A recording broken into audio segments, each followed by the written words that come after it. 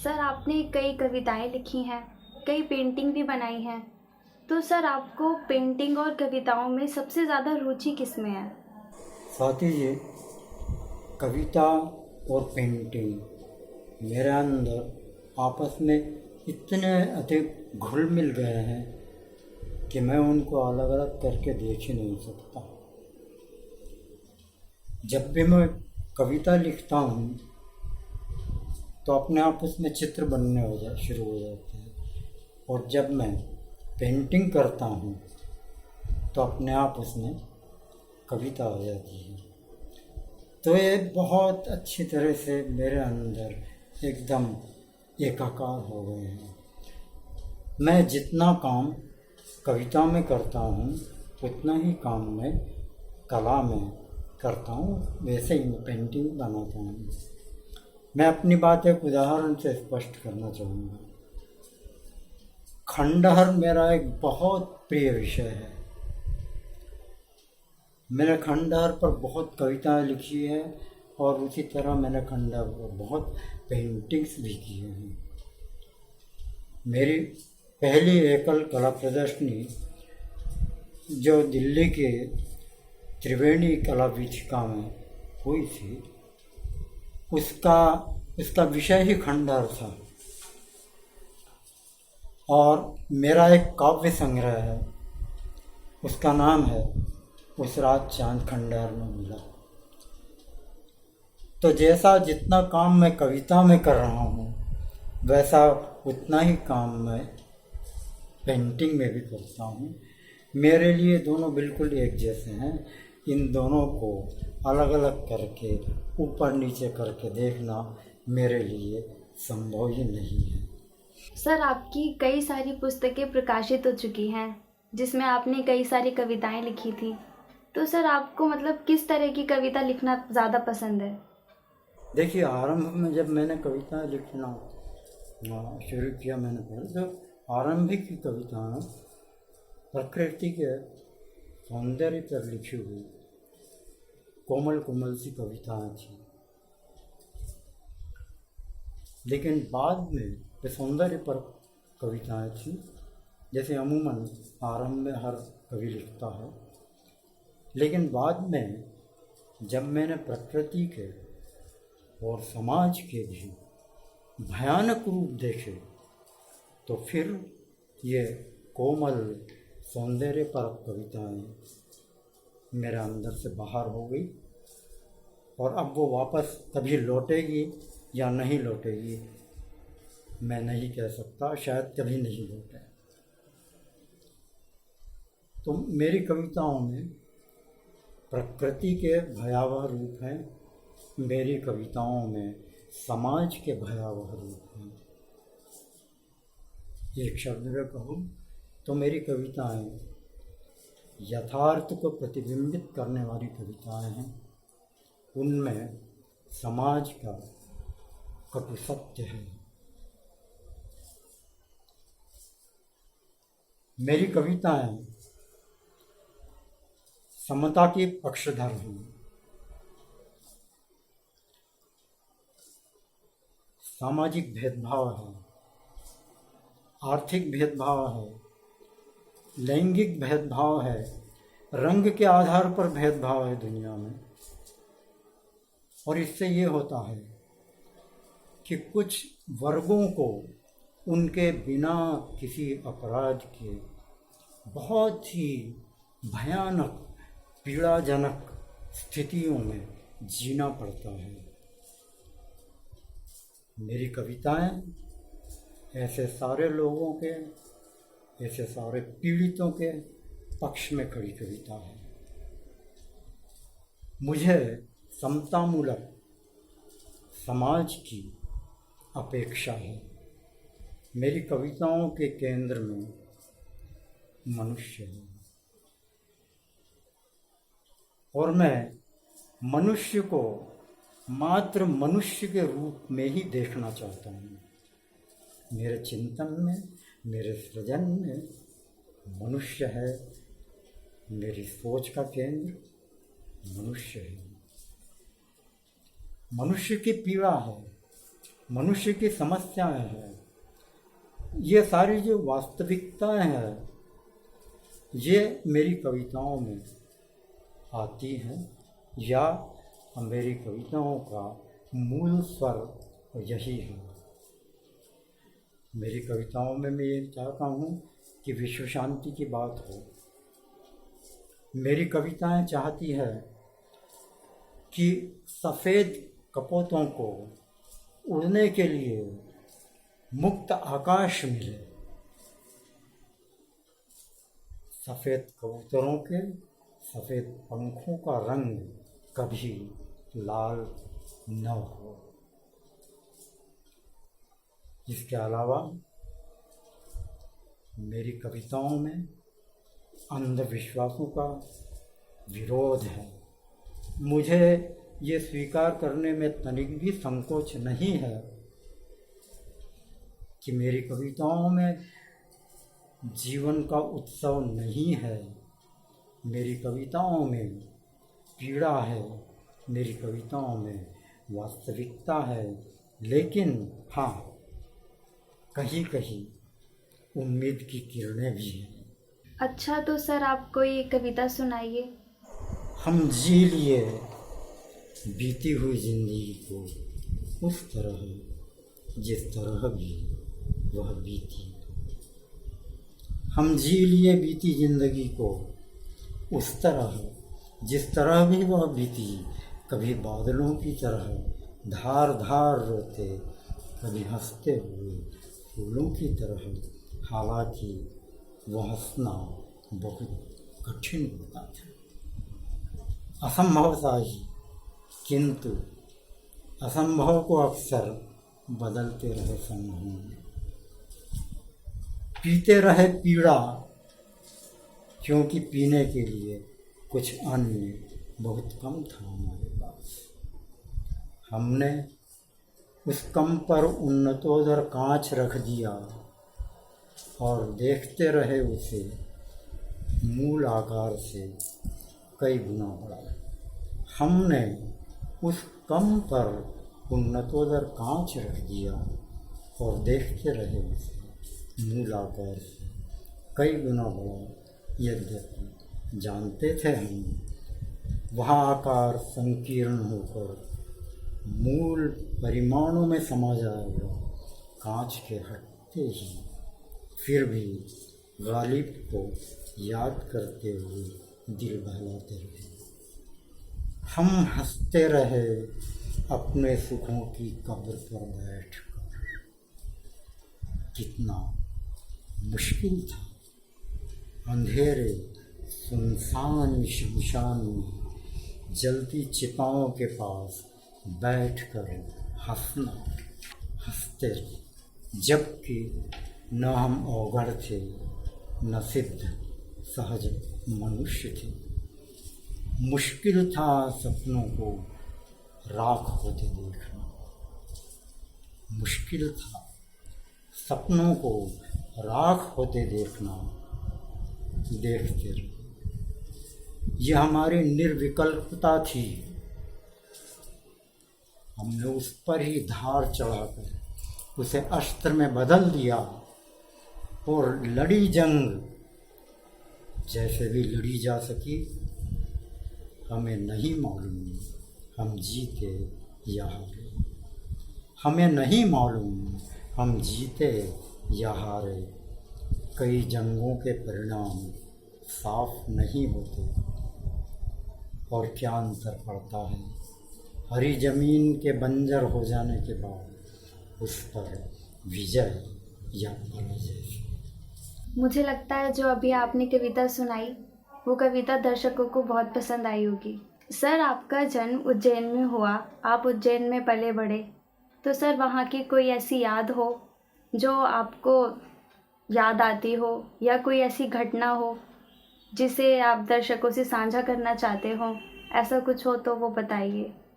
कि जब मैं बहुत छोटा था और शायद कक्षा 1 में पढ़ा करता था या उससे भी नीचे की श्रेणी में था स्कूल में, तो तब यह था कि एक छोटा सा स्कूल था 2 कमरों का, और उसमें दीवार के साथ साथ टाट पट्टियाँ बिछी होती थी और उन पर सब बच्चे बैठते थे। मेरे साथ में एक लड़की बैठा करती थी जो मुझसे उम्र में 1 या 2 वर्ष बड़ी होगी। उसके नाखून बहुत बड़े बड़े और पहने थे, और पता नहीं क्यों वो अक्सर मेरी बाह में नाखून चुभाया करती थी। फिर ये हुआ कि 4-5 दिन तक वो लड़की स्कूल में नहीं आई और टीचर ने हमें बताया कि अब वो स्कूल कभी नहीं आएगी, वो मर गई है। वो सुनकर मैं बहुत खुश हुआ, बहुत प्रसन्न हुआ कि चलो अब मेरी बाह में किसी के नाखून नहीं गड़ेंगे। लेकिन कुछ वक्त बाद जब मैं कुछ बड़ा हुआ और जब मुझे मर जाने का अर्थ समझ में आया, तो मुझे जबरदस्त पश्चाताप हुआ। पश्चाताप ये कि उसके मरने पर मैं खुश क्यों हो गया, और पश्चाताप का ये भार मेरे मन मस्तिष्क पर बहुत लंबे समय तक रहा, कई दशकों तक रहा, जब तक कि मैंने शायद 1995 या 1996 में उस प्रसंग पर एक कविता नहीं लिखी। उस कविता का शीर्षक है एक पिन है अभी तक। जब मैंने वो कविता लिख ली तब उस पश्चाताप का भार कुछ कम हुआ, मैं उससे मुक्त हुआ। यहाँ मुझे कविता की इस ताकत का एहसास हुआ कि कविता कहाँ तक जा सकती है, हमारे लिए कविता क्या कर सकती है। ये एक प्रसंग था। और दूसरा प्रसंग मेरी अपहरण की कोशिश से संबंधित है। उज्जैन में घंटाघर है और उसके पास में एक पुल है। एक दिन पिताजी के साथ मैं अस्पताल गया था, पुल के पार दूसरी ओर, और परिस्थितियां कुछ ऐसी बनी कि मैं पिताजी से अलग हो गया। उस समय मेरी उम्र लगभग 3-1 वर्ष की होगी और मैं अकेला ही उस पुल पर चला आया। वहाँ पर 2 बुर्काधारी स्त्रियों ने मुझे उठा लिया और वो मुझे जिस तरफ मेरा घर था उससे विपरीत दिशा में ले जाने लगी। तो मैंने रोना शुरू कर दिया। मैं चिल्लाया, शोर मचाया। वो सुनकर वहाँ लोगों की भीड़ इकट्ठी हो गई और भीड़ ने मुझे उन स्त्रियों से छुड़ा लिया। आज मैं सोचता हूँ कि अगर वो स्त्रियाँ अपने काम में सफल हो जाती तो आज मैं पता नहीं किस जगह किस नाम से जी रहा होता। आपके बचपन में इतना कुछ हुआ जो आपने अभी दर्शकों से साझा किया, जो मैं कभी भूल नहीं पाऊंगा। सर, आपने इतना उच्च दर्जे का साहित्य रचा, तो सर आपको परिवार से सहयोग मिला? लेखन में मुझे परिवार से सहयोग ही सहयोग मिला, बहुत सहयोग मिला। सबसे पहले मैं पिताजी को याद करना चाहूँगा। पिताजी की शिक्षा दीक्षा बहुत कम हुई थी, वे मात्र 5वीं कक्षा तक पढ़े थे, लेकिन उनके मन में ये ज़बरदस्त इच्छा थी कि उनके बच्चे आगे पढ़ें लिखें और जीवन में कुछ करें। तो उन्होंने अपने अति सीमित साधनों से पूरी कोशिश की कि हम लोग अलग अलग क्षेत्रों में जाएं और आगे बढ़ने के लिए कुछ करें। लेखन में भी उनका प्रोत्साहन हमेशा रहा। मेरी धर्म पत्नी का सहयोग यदि मुझे नहीं मिलता तो मैं कुछ नहीं कर पाता। उन्होंने मुझे पारिवारिक कार्यों से, कहना चाहिए, लगभग पूरी तरह मुक्त रखा। इसके अलावा मेरी रचनाओं को सबसे पहले वो पढ़ती हैं और उन पर अपनी टिप्पणियाँ करती हैं, कुछ सलाह भी देती हैं। उसमें जो स्वीकार करने लायक होता है मैं स्वीकार भी करता हूँ। मेरी बेटी है श्वेता, वो जब तक हमारे साथ थी तब तक मेरी रचनाएं पढ़ती थी और उन पर केवल प्रशंसात्मक नहीं बल्कि आलोचनात्मक टिप्पणियां भी करती थी, सुझाव भी देती थी। सर, हिंदी साहित्य के परिवेश ने आपको कितना दिया और आपने उसे स्वयं कितना गढ़ा, इस बारे में कुछ बताइए। ऐसा है कि कोई बना बनाया सांस्कृतिक साहित्यिक परिवेश हमको नहीं मिला, क्योंकि जैसा मैंने पहले बताया है कि पिताजी अधिक शिक्षित नहीं थे, मात्र 5वीं कक्षा तक उनकी पढ़ाई हुई थी और माँ को तो केवल अक्षर ज्ञान था। तो विरासत से हमको वैसा कोई सांस्कृतिक या साहित्यिक परिवेश मिलने का तो सवाल ही नहीं था। तो वो परिवेश कोशिश करके हमारी पीढ़ी ने गढ़ा, मेरे भाइयों ने और मैंने, हमने मिलकर कोशिश की कि उस तरह का साहित्यिक, सांस्कृतिक, सृजनात्मक परिवेश निर्मित हो, वो हमने किया। और मुझसे बड़े भाई सच्चिदा वो चित्रकार थे, वो अपने क्षेत्र में आगे गए। छोटा भाई नरेंद्र, सब जानते हैं, कथाकार है। तो ये परिवेश जो बना हमारे आसपास, हमारे घर में, वो हमने गढ़ा, वो विरासत में बना बनाया हमको नहीं मिला। हाँ, उसका लाभ अब हमारी अगली पीढ़ी को मिल रहा है। अंत में सर, मैं आपसे ये पूछना चाहूँगी कि आप युवा लेखकों को कोई संदेश देना चाहेंगे? स्वाति जी, आज का युवा लेखक स्वयं बहुत समर्थ है, सक्षम है, बहुत प्रतिभाशाली है। उसको कुछ विशेष कहने की आवश्यकता नहीं है। मैं सिर्फ 2 बातों की ओर उनका ध्यान आकर्षित करना चाहूँगा।